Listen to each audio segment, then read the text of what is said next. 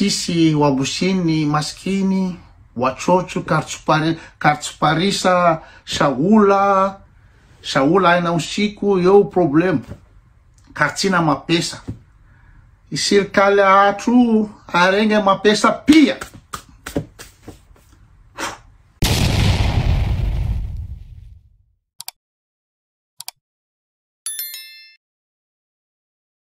Yabo ufanya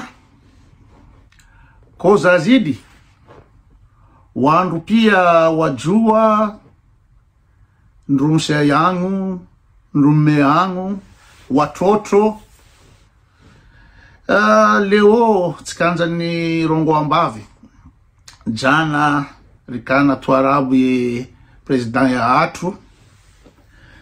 sisi wabushi kartuanza sa yeye araya katsuanza ni pashia leo yeye mzungu sisi katsuanza mzungu armwe serikali atu sa yeye araya katsuanza ipashia Faransa yo problem jinji sisi wabusini maskini wachochu kartsuparisa shaula ina usiku yo problem kartina mapesa serikali atu arenge mapesa pia. President atu ngena ndrabo swafi ngena ndrabo ngurugo jinji sha katina rongo ata sisi kartujubiwa kartuanza kartujua yeye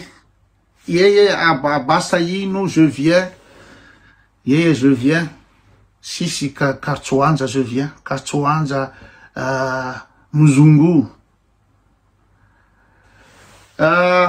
maraba menji nyinyi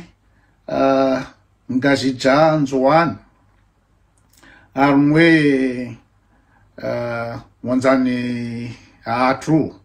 sa problema basa yino president angu mzungu ngunkatsi hiho katsufanya ndrongo sisi maskini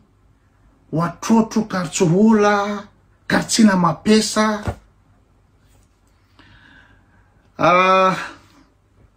aya alala mnuno